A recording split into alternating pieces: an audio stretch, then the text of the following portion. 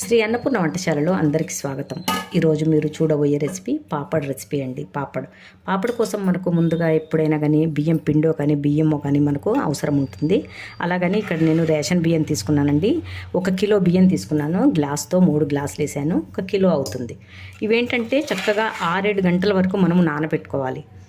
నేను ఇప్పుడు ఉదయాన్నే చేస్తాను కాబట్టి వీళ్ళు రాత్రి పడుకునే ముందు చక్కగా నీట్గా కడిగి శుభ్రం చేసి నానబెట్టేసారండి. చాలా నానిపోయాయి బియ్యము. ఇప్పుడు వీటి ప్రొసీజర్ ఏందో మరి ఈ వీడియోలో చూసిద్దాము. నానబెట్టిన బియ్యాన్ని ముందు మనం పక్కన పెట్టేసుకొని ఒక కుక్కర్ తీసుకుందాము.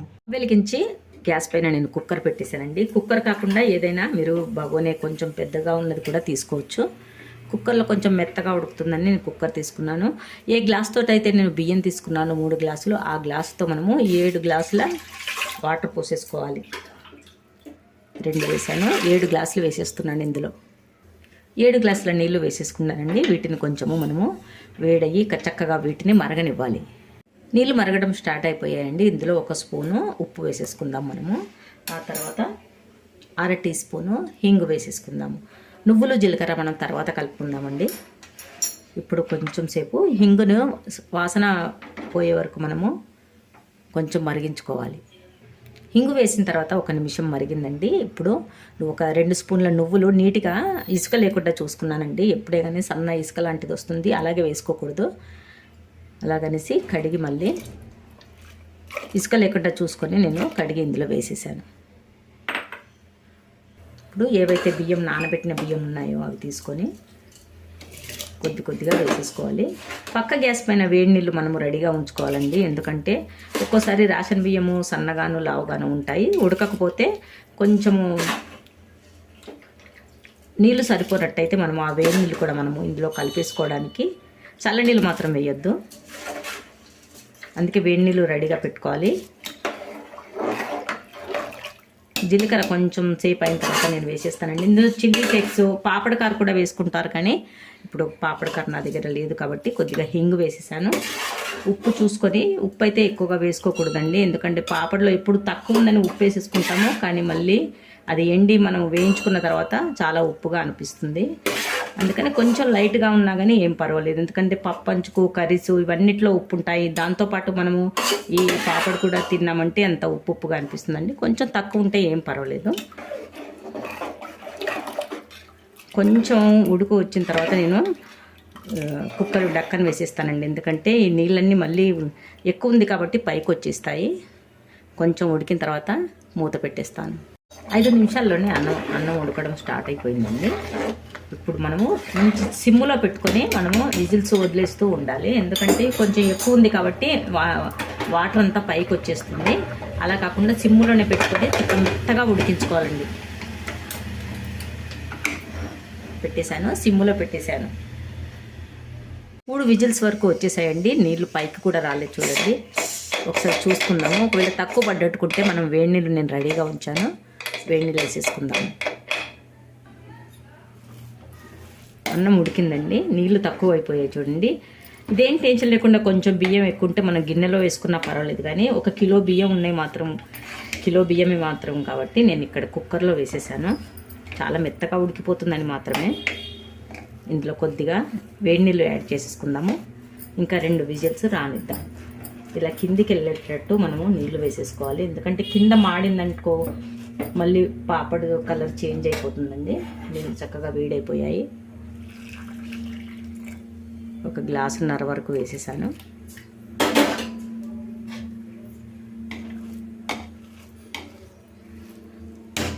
మళ్ళీ కలిపి ఒకసారి మూటేసేసుకుందాం.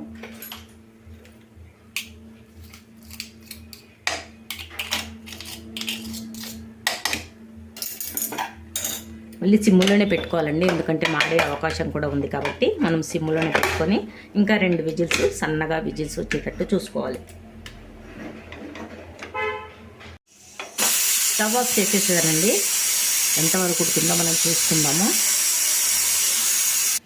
అన్నం చాలా మెత్తగా ఉడికిపోయిందండి చక్కగా. మధ్యలో ఒకసారి నేను మూత తీసి చూశానండి. నీళ్ళు సరిపోకపోతే మళ్ళీ వేడి నీళ్ళు కాచి నేను వేడి నీళ్ళు ఇంకా కొన్ని వేసేసాను. కానీ ఎలాగైతే దీన్ని మాడిపోకుండా చక్కగా మెత్తగా ఉడికిపోయిందండి. స్టవ్ అయితే ఆఫ్ చేసేసాను. కొద్దిగా దీన్ని చల్లార్చుకోవాలి మనము. చాలా మెత్తగా ఉడికిపోయింది చూడండి. కొంచెం వేడిగా ఉన్నప్పుడే మనము పప్పు గుత్తితో చక్కగా మెదించుకోవాలండి. ఇంకా కొంచెం మెత్తగానే ఉడికింది కాదు కానీ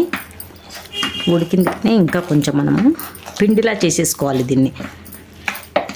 చల్లారితే మళ్ళీ మేకులుగా ఒకవేళ ఉడకనట్టయితే పుల్లలుగా అయిపోతుంది. అలా కాకుండా మెత్తగా ఉడికిన తర్వాత మళ్ళీ ఒకసారి ఇలా పప్పు రుద్దే దాంతో మనం మెత్తగా నలిపేసామంటే చక్కగా మెత్తబడిపోతుంది.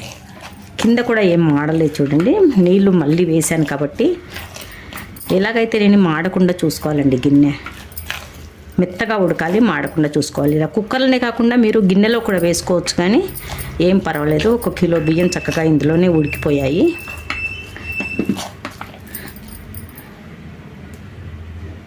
మెత్తగా అయిపోయిందండి. ఇంకా కొంతసేపు నేను ఇలాగే నదిపేస్తాను. పప్పు కుత్తితో మెత్తగా నదిపేశానండి అన్నాన్ని మొత్తాన్ని. చక్కగా మెత్తబడిపోయింది. దీన్ని బయటికి తీసేద్దాము. ఇప్పుడు మనము జీలకర్ర మనకి ఏవేవి ఇష్టం ఉంటాయో ఇందులో కలిపేసుకోవాలండి. కొద్దిగా జీలకర్ర, చిల్లీ ఫ్లేక్స్, కసూరి మేతి నేను ఇందులో కలుపుతున్నాను. ముందే నీళ్లు మరిగేటప్పుడే వేసుకుంటే అన్నం ఇలా తెల్లగా కనబడుతుంది. తెల్లగా కాకుండా కలర్ చేంజ్ అయిపోతుంది. అందుకొరకు నేను ఇప్పుడు కలిపేటప్పుడు పాపడ్ చేసేటప్పుడే కలుపుకొని వేసుకుంటే బాగుంటుందండి. 2 స్పూన్ల జీలకర్ర వేసేస్తున్నాను. కొద్దిగా చిల్లీ ఫ్లేక్స్ వేసాను. మీ ఇష్టం అండి, చిల్లీ ఫ్లేక్స్ వేసుకుంటే బాగుంటుంది. ఇష్టం అనిపిస్తే వేసుకోవచ్చు, లేకపోతే లేదు. కొద్దిగా కసూరి మేతి వేసాను. ఇప్పుడు వీటన్నిటిని చక్కగా మనం పోయండి. చక్కగా ఇప్పుడు ముద్దల్లా వచ్చేస్తాయి. పిండి పెట్టి వడియాలు పెట్టుకోవడం అంటే ఈ పాపడ్ చాలా టేస్టీగా ఉంటుందండి. ఇదిగో ఒక 2 ప్లాస్టిక్ కవర్లు తీసుకోవాలండి. ప్లాస్టిక్ కవర్ అంటే ఇక్కడ నేను నూనె కవర్లు తీసుకున్నాను. ప్లాస్టిక్ అంటే పాలిథిన్ ఏదో కూరగాయలు ఇచ్చే కవర్ తీసుకుంటే మళ్ళీ అంటుకుపోతాయి. అలా కాకుండా ఇలా మందంగా ఉండాలి ప్లాస్టిక్ ఏదైనా కానీ. మందంగా ఉన్న ప్లాస్టిక్ తీసేసుకున్నాను. పీట పెట్టుకొని కొద్దిగా ఆయిల్ రాసేసుకోవాలి.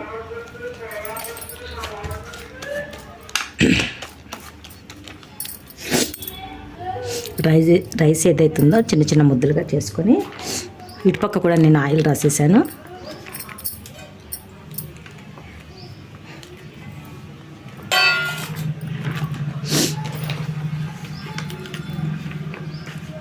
చిన్న పాపడ్లా వచ్చేస్తాయండి. ఫస్ట్ ఎండలో కాకుండా ఇంట్లోనే ఫ్యాన్ కింద వేసేసానండి కవరు. ఇలా ఫ్యాన్ కింద కొంచెం 1 గంట 2 గంటలు ఆరిన తర్వాత మనము చక్కగా ఎండలో ఎండబెట్టుకోవచ్చు. లావుపాటి ప్లాస్టిక్లో వేస్తే చాలా ఈజీగా వెళ్ళిపోయింది. ఇదిగో చాలా ఈజీ అండి. పిల్లలు ప్రెస్ చేయమన్నా కానీ పిల్లలు ప్రెస్ చేసేస్తారు. ఇలా ఒక్కొక్కటి చేసుకుంటూ మనం ఫ్యాన్ కింద గంట సేపు పెట్టేసుకోవాలండి. నేను ఫటాఫట్ చేసేస్తున్నాను.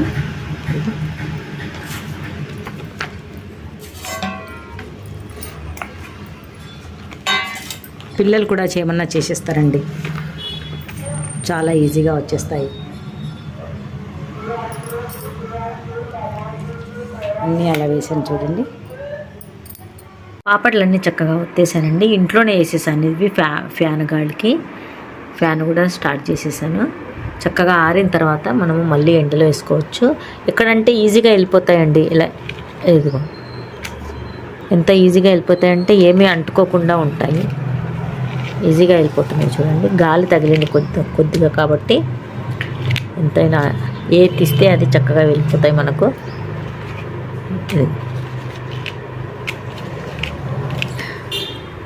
ఇవన్నీ పాపడ్లు రెడీ అయిపోయాయి ఫ్రెండ్స్. ఒకే 1 కిలో బియ్యంలో చక్కగా రేషన్ బియ్యం అయితే ఇంట్లోనే ఉంటాయి మనకు. వడియాలు కాకుండా ఇలా పెట్టుకుంటే కూడా చాలా టేస్టీగా ఉంటాయండి ఇవి. గిన్నె కూడా ఏమీ మాడిపోలేదు ఫ్రెండ్స్. కుక్కర్ కూడా చూడండి నీట్గా క్లీన్ చేసేసి అన్నీ పెట్టేశాను.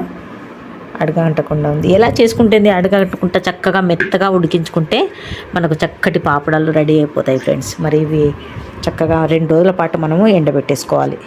2 గంటలు ఫ్యాన్ కింద ఆరిన తర్వాత చక్కగా ఎండలో ఎండబెట్టేశానండి.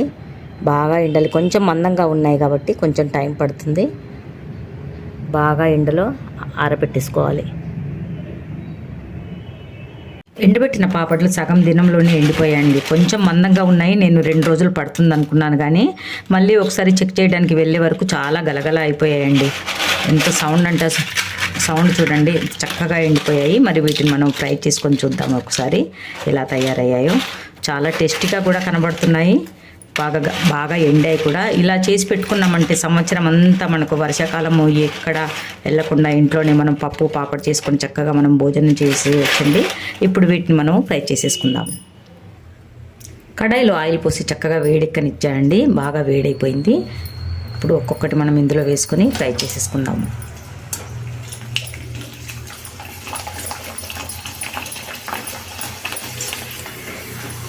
రెండు వైపులా తిరిగేస్తూ ఫ్రై చేసేసుకోవాలండి. ఎందుకంటే సన్న అప్పడల్లాగా కాకుండా ఇవి పాపడ్లు రెడీ అయిపోయాయి, అందుకే రెండు వైపులా తిరిగేసుకోవాలి.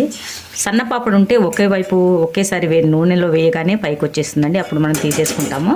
కానీ ఇవి అలా కాకుండా రెండు వైపులా తిరిగేసి మనం కొంచెం ఫ్రై చేసేసుకోవాలి. చూడండి ఎంత బాగా పాపడ్లు ఇంట్లోనే రెడీ అయిపోయాయంటే. మనం పెద్ద సైజులో కూడా చేసేసుకోవచ్చండి, కానీ ఇలా మనము ఆయిల్ వేసినప్పుడు కడాయిలో ఇక్కడి వరకు మనకు వేయవలసి వస్తుందండి ఎంత పెద్దగా.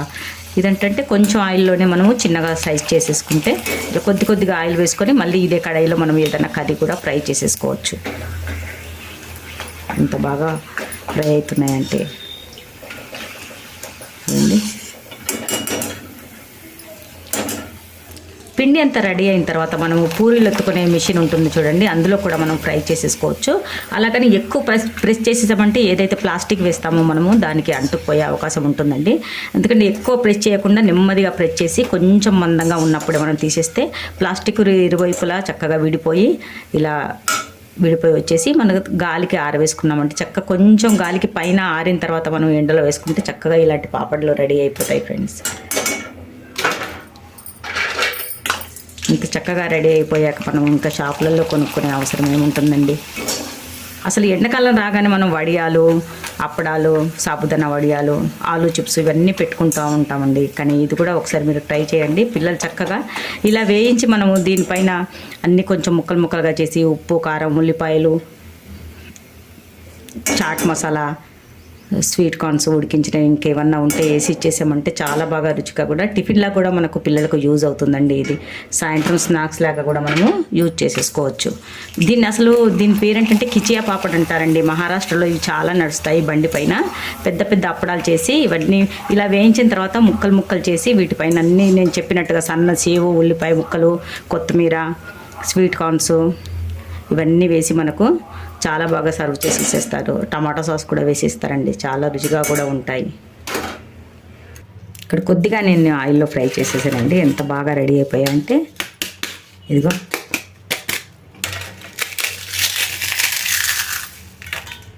అసలు ఎంత టేస్టీగా ఉన్నాయంటే చాలా టేస్టీగా మనకు పాపడ్లు రెడీ అయిపోయాయి ఫ్రెండ్స్. పిల్లలు స్కూల్ నుంచి రాగానే ఇలా 5-6 పాపడ్లు చేసి ఇచ్చేసారంటే, సన్నగా ఉల్లిపాయ ముక్కలు తరిగి ఇచ్చేసారంటే చక్కగా తినుకుంటూ ఏదో టీవీ చూసుకుంటూ హోంవర్క్ చేసుకుంటూ కూడా తినేస్తారండి. మళ్ళీ స్నాక్స్ చేసే అవసరమే ఉండదు. మరి ఫ్రెండ్స్ చూసారు కదా ఫ్రెండ్స్, నేను చేసిన కిచియా పాపడ్లు. మరి తప్పకుండా ఒక లైక్ ఇస్తారని కోరుతూ ఈ వీడియో ముగిస్తున్నానండి. మరో వీడియోలో తొందరగా కలుసుకుపోతున్నాను. అంతవరకు బాయ్.